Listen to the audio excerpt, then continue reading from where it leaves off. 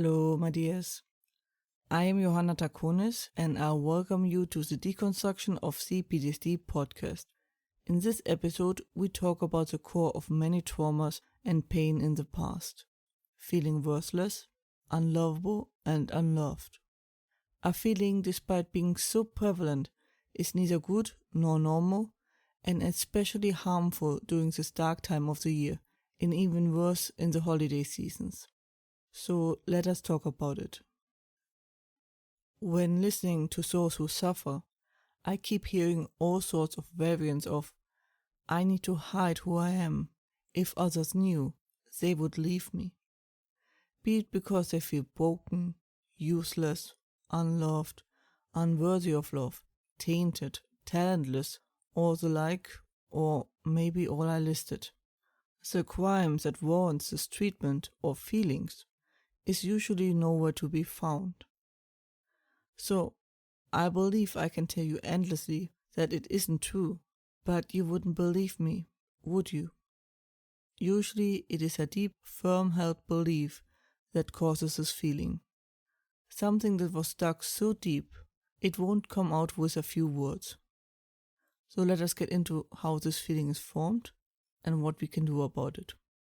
We first talk about the source, then the reinforcement, then the need for perfection, then the path to recovery, then the equalization, then the impact of our social environment, and then finding happiness.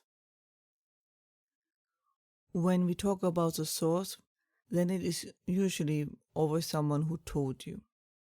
Be it literally, like, no one loves you like me, implying that no one else could love you like them, which is quite often a hint that no one will love you this badly as them. Or, how could anyone love you? Unless you did some very serious crime or did some really horrible things to your loved ones, that is completely unwarranted. But sometimes they didn't directly state it, they just gave the impression by asking things like, why are you always in the way? Implying you're disrupting everything and are more a hindrance and a nuisance than wanted. Or, you need something again, once again, implying neediness, that you don't deserve to need something, and that you are demanding too much. Or alternatively, what is it now? Once again, implying neediness, overbearing, annoying, you're not worth the time, the space, and you shouldn't be asking for something. Like your presence being endured is enough. Or alternatively, they behaved in a way that makes you feel this way. They didn't take care of you, be it your hygiene, your grooming, or your education, everything that helps you flourish. Children need caring love. I talked about this before. Love isn't enough. You need to care for them too. And you need to teach them that too.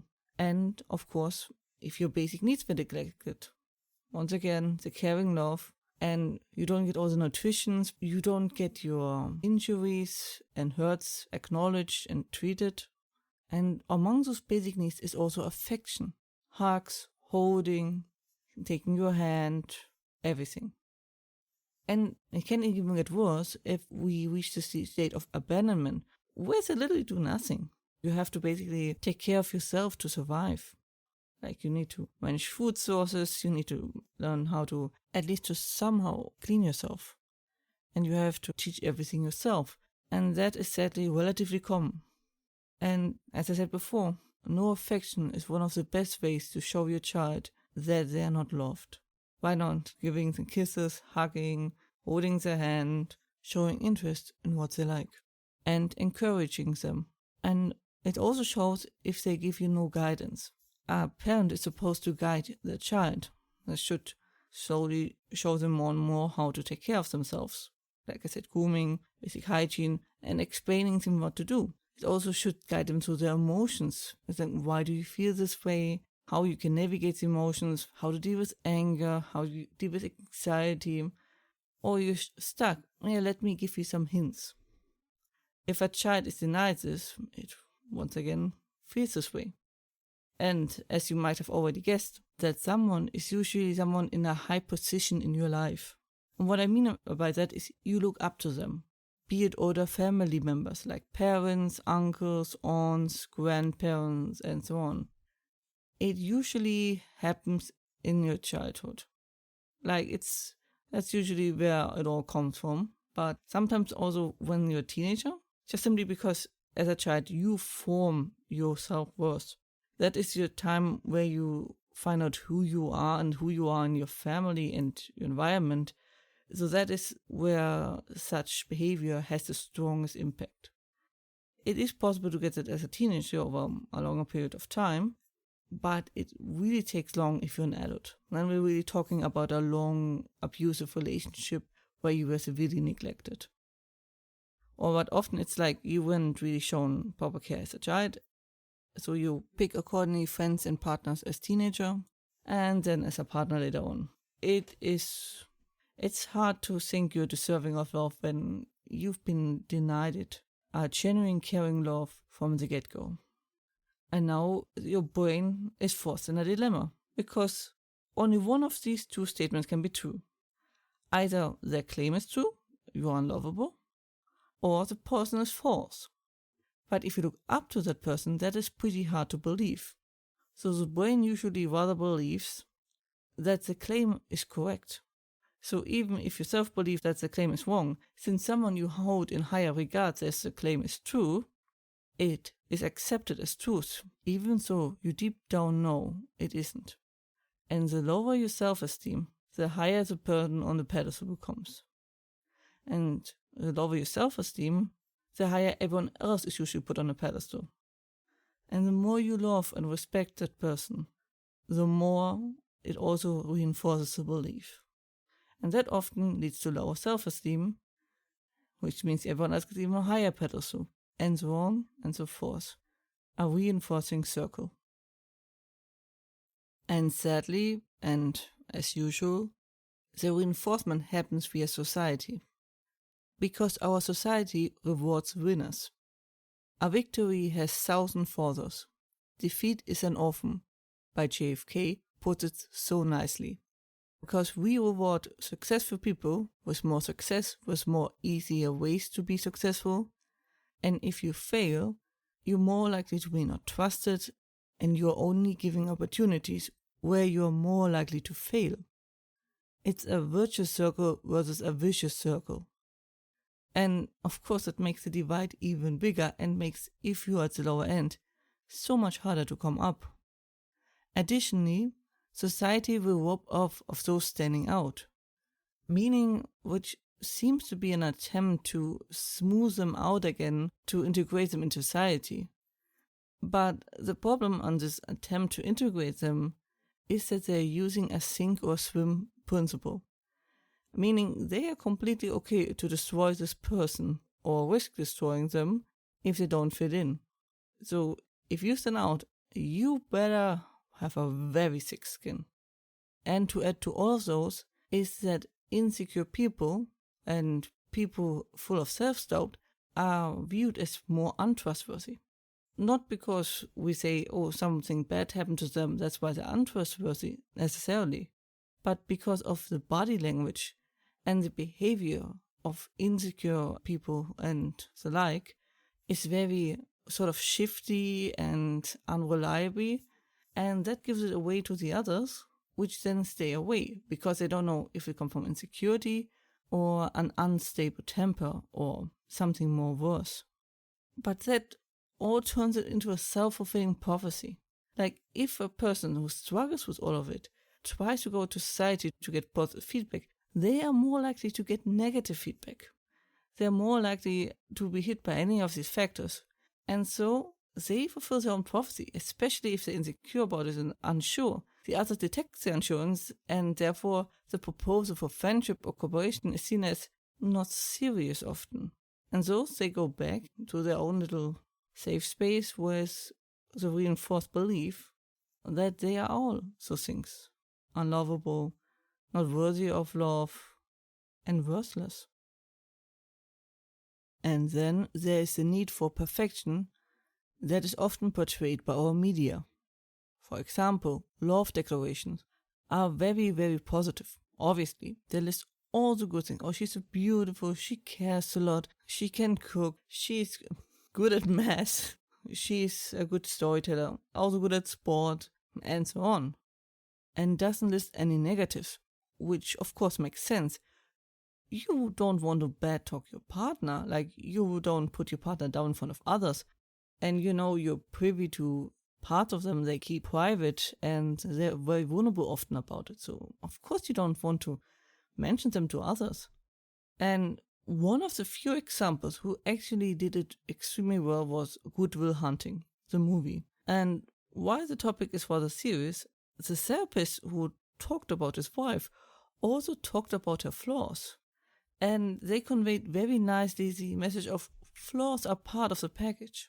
They're not there to be endured or you have to pay others to tolerate them. They're just part of you. And of course, we should work on our worst behaviors. We should gradually be better people and work on ourselves. But we most likely always have trouble being on time or be very organized or something like that. And that's part of the deal. And if someone truly loves you, they love all aspects of you. They will encourage you to be better. But neither will they give you the feeling you have to justify your flaws or have to compensate them for it. And because the deduction from this perfect love declarations is that you need to be perfect to be loved. But no human is perfect. Also, perfect is subjective. Someone who prefers brunettes over blondes will never find a blonde person perfect. It's really on an individual basis. Everyone has their own perfection, and love isn't about being flawless. It's about fitting together. And of course, no one wants to go against that narrative and go out there and reveal their own flaws to just contradict the statement. So it becomes sort of a emperor's new clothes situation. And there's also the notion that broken people are lesser people. Broken people are not lesser people. Broken people are people who need help and support. If you see that as being lesser, why would you believe that? Like, who told you that? Usually it's done by people who are usually insecure in themselves or who are very flawed inside, who put themselves up by putting other people down and who know and like to have someone beneath them. That's also the reason why broken people are more likely targeted. But no genuine good person goes around and points out the negative in other people. Good people try to lift other people up. As the saying goes, the tide rises all the ships. As I said, insecure and bad people point to others as a form of distraction, so people won't look at them. If they give the image of being perfect, no one can attack them. And if they even then point to other flaws, it gives them even more feeling of superiority and security. Via this control, they compensate the insecurity and their vulnerability and a missing feeling of self. But how does the path to recovery look like? We start with the good old why question. It is once again the staple in our toolkit. Alternatively, why do you believe that? Or who told you that? It is important to question one's belief to see if they still stand up to time. But this topic will be very challenging because you will most likely show a very strong avoidance behavior. Because what you're going to deal with at its core is going to be painful. There's no way around it. No one holds this belief if not in an extremely painful way. And it is where we are at most vulnerable. Feeling a part of the community is essential being human and to our brain to function. We are not really meant to be lone wolves. We're supposed to have at least some connection. So that goes at the most basic and most crucial instinct of finding a place in society and being loved. So it is going to be difficult, so it's important to pace yourself. Also, absolutely crucial is building your self-confidence. It will help you to surround yourself with better people, make you more resistant against trauma, will help you resist attacks better. It has only benefits. And in episode 155, I go more into it. Also, of course, important is building skills, hobbies, etc. It is harmful to just try around and see what you like to do and then do more of it and see if you still like it. And as soon as you found your hobbies that you really like, it's time to specialize. Find out what of the hobby you like the most. Which aspect of it? Is it collecting? Is it paintings? Is it creating? Is it a specific epoch? Is it a specific, area, field, surrounding, whatever? The more you find out why you like a hobby, the more enjoyable it's going to be. As long as you don't overdo it and try to maximize out the fun, which is the best way to lose any fun of it. Also, a big part is finding what you like in a person. And that includes yourself and others. What traits do you like? What is important to you? It's hard to find a partner if you don't know who you are and what you're looking for. Because we kind of look for counterparts who shares many values and differs in some. Is it important to be outdoors? Or do you just want to be an outdoorsy person, but you're not really it? Honesty with yourself is crucial for that. And looking around, look what other people describe, what they like, can be helpful to find out if you agree with their reasoning or if you don't. Some people like one thing and other people don't. You have to find out what that is for you. If you were somewhat brought up, like I mentioned earlier, most likely you never thought it mattered, either because it was your opinion or because you had to take what you can get. All these pieces are like a puzzle of yourself that you put together. And the more you build yourself and the more pieces come together, the less of a whole is inside of you. Because you're filling it with the only thing that will stand the pass of time. Because filling it with money or artificial things or adrenaline rushes or anything will only take you so far. It will always be a temporary fix. Only you can do it. Only you can fill that hole inside of you. And that is by building up yourself. Finally be a full person. Because otherwise, if you're alone, you're lonely because no one is really there. Not even yourself. Which is one of the most prominent problems if you're just someone for someone else. It's always only going to be an image. Never the full thing. With all this change mentioned, it's important not to do big shifts. I know myself how tempting it is to reorganize and to redecorate the whole room and do everything at once. It's a common flaw on myself as well. But it will not work. It only works if you do it bit by bit, piece by piece, one after another.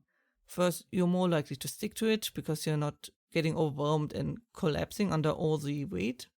Because otherwise it will most likely just swing back because our brains will see it as a too much change, our survival is threatened, and swing everything back to ensure its survival.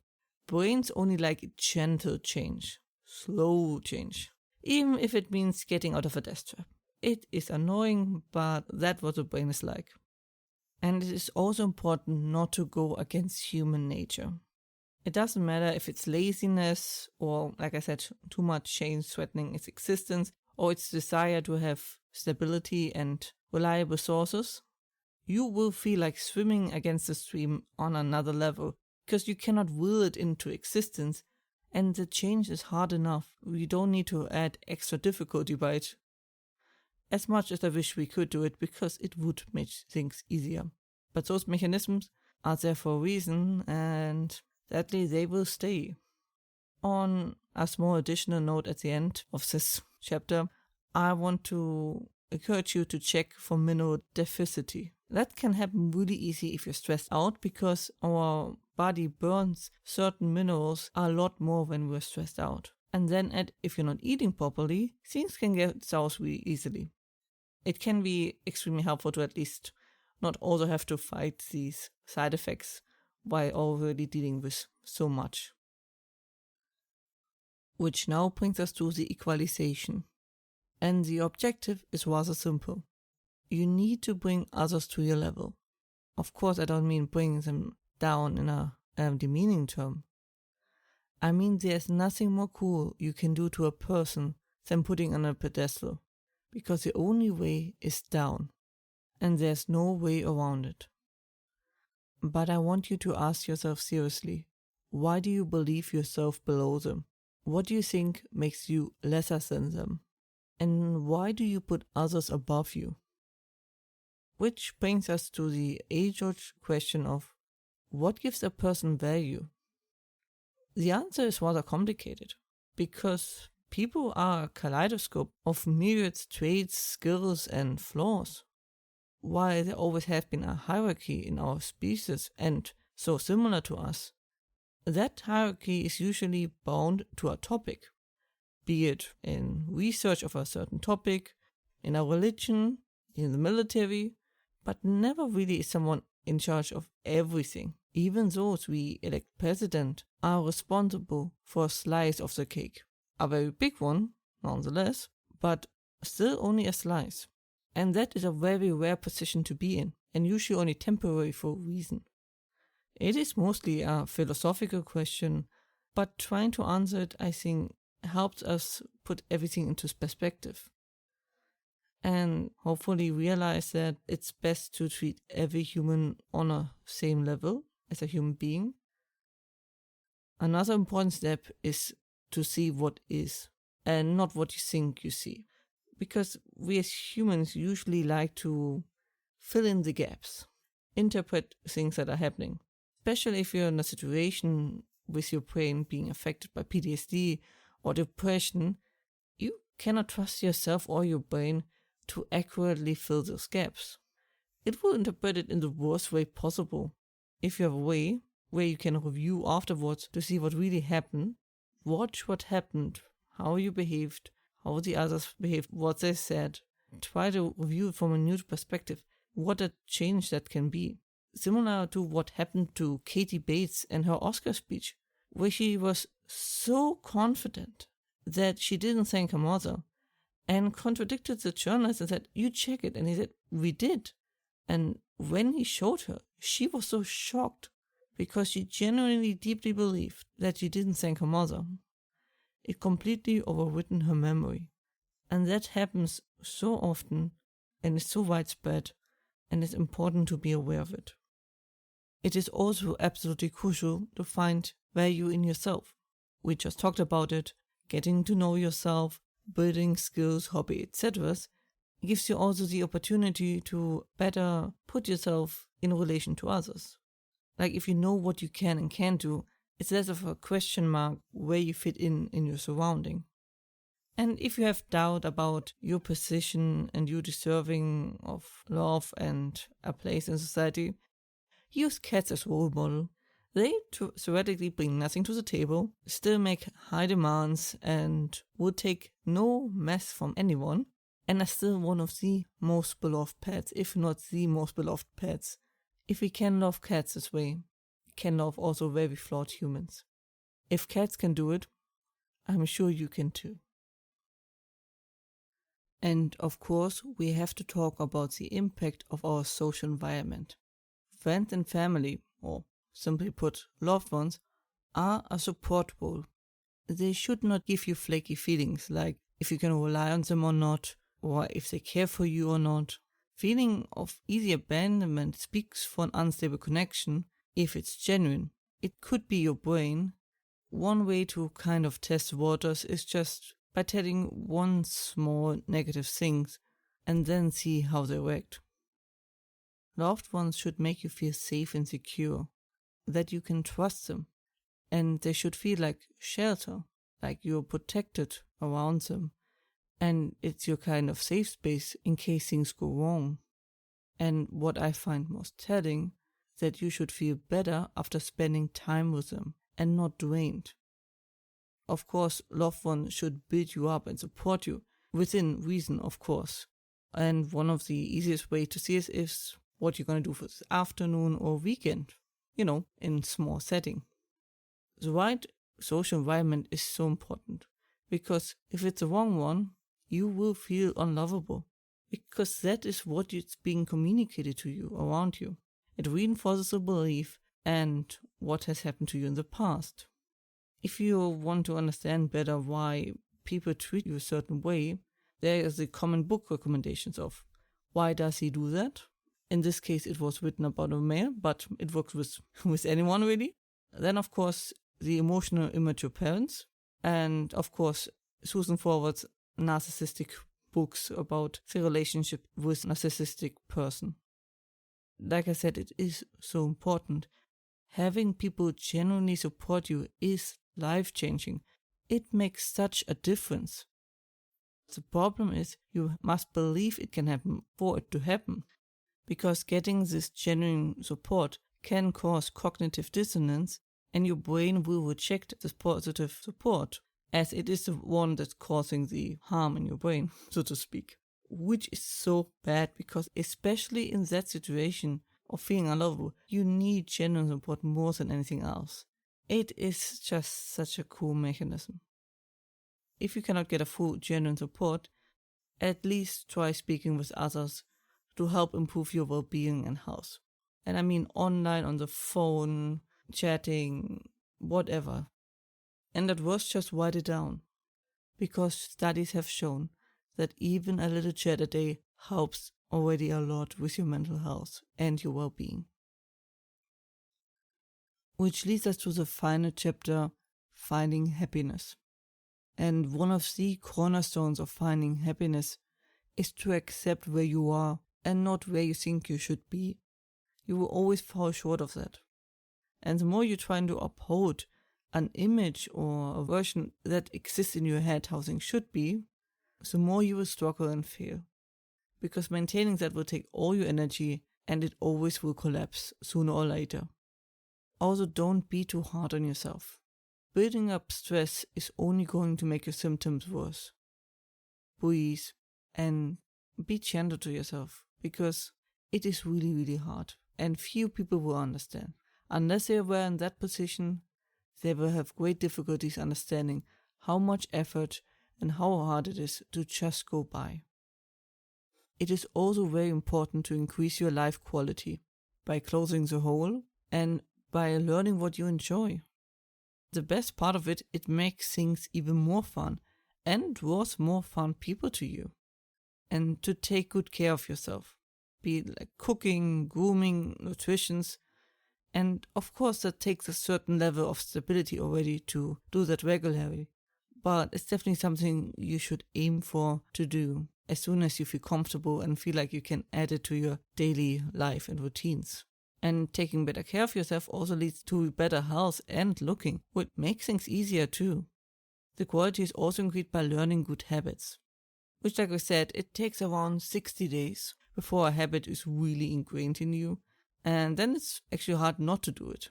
You won't be able to start too many, so try to make a habit that makes sense, that you can easily fit in, and where you have as little of a hurdle as possible to integrate it. Also good for your life quality is to improve your physical environment. Now, once again, that also takes a certain level of stability and healing already. If you can, definitely try to address it. It increases your mental health, as it's been proven many times. It also improves your health in general, including more safe from injury and of stepping into things or running against things. It helps with personal development, because like I said, our physical environment is a reflection of us.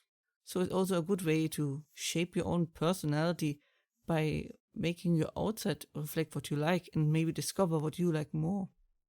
For finding happiness, it is absolutely crucial to maintain a good social environment. Keep contact with good people. Remove or reduce contact with not so good people. We all know it is really hard to do, especially if we go deep and have bonded over traumatic experiences or hard times, to just do that.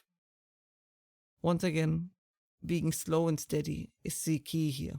Slowly take a step back, slowly reducing, and see if you're missing them or what's happening. If you're missing the person they should be or could be, and not who they are. It is also important to keep being open for new connections. We all lose connections over the years, voluntarily or involuntarily, and it's important to be open for new ones. First, to make new experiences and grow possibly, but also so you keep having friends for the rest of your life. Because sometimes also friends just leave us because we move in different directions. And by being open still, you always gonna find new people. And the better spot I was in, the more good people will appear, who are more stable and give you the feedback you need. Of course, not all of them. There will also be leeches, which you usually don't have to deal with when you're at the bottom.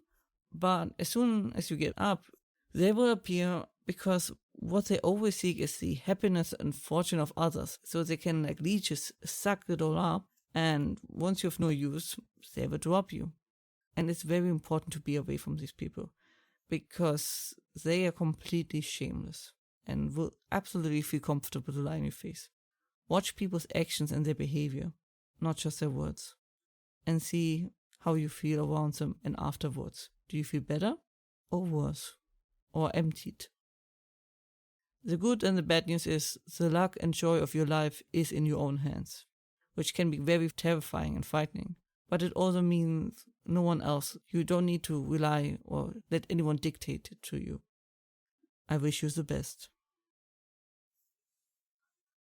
That was it for today's episode. I hope you found it helpful and that you are safe and well.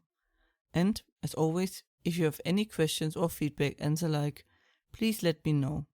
More information and transcript you can find, as usually, under johannatakunis.com, and links are in the description. You can also find me under @johannatakunis on YouTube, Twitter/X, and Instagram.